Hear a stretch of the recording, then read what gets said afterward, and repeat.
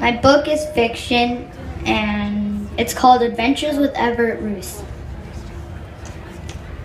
One day in California, I wandered closer and closer to a tent.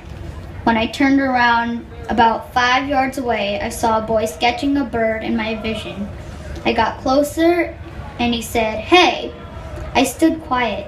"Who are you?" he asked. I replied in a funny voice, "Lalit Suresh." He walked up to me and said, "Let's go explore." He didn't give me a choice. Okay, I thought. Of course, I said. He took a burro and gave the other burro to me. "Why don't we go to Escalante?" he said. "My name's Everett, by the way." I shook hands and I sat on the burro. 2 days later, I found myself in Utah. I thought he meant somewhere in Arizona.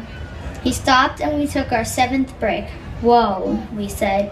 We reached and there was water deep as a lake approaching from a waterfall. "Uh-oh," I yelled. We ran with our burros and went to a desert. Somehow it was so hot we forgot the way. We went 30 miles and saw Indians. They heard us make noises and suddenly they ran at us. They tried telling us to go away, but we walked forward to continue going. The one American stood up. They ran inside their tiny coves and grabbed their weapons. The burros took us somewhere really far away where they couldn't find us. Everett sat under a canyon and the burros calmed down close to the dry sandy canyon close to us. I kept guard on the Indians in case. Suddenly, I heard a whistle 2 miles away. It didn't sound like an ordinary whistle though. I saw my right, I saw the Indians. I told Everett and he made a quiet whistle to the burros so the Indians couldn't hear us. The burros ran with might with a lot of sound. The Indians heard it. We rapidly sat on the burro and approached to the flooding area. I looked behind myself and the Indians pointed at us.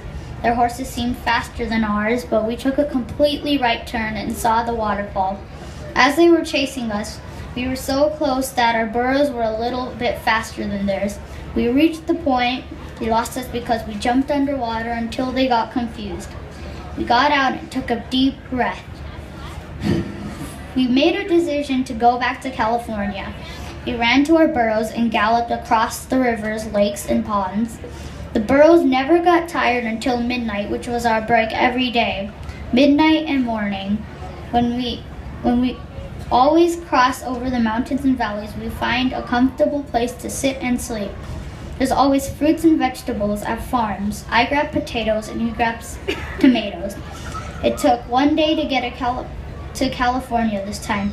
There were no other horses around the morning and midnight. This was because it was going to be July 4th in 3 hours. It can still save lots of time. Fireworks spread and many people cheered. We had a great time. Everett found his house in a deep swamp. I said goodbye and he replied the same thing. He said he'll meet me next week. Okay, I know where his house is. Now I had to get to my house. "Stop," a man said. Everett came out of his door and listened. No trespassing during this time. Everett came and yelled. Since he did that, I knew that it was his dad, because he would have never had the guts to yell that this was this loud. "Thank you," I said. I went to my house and had a really big meal because I was really hungry.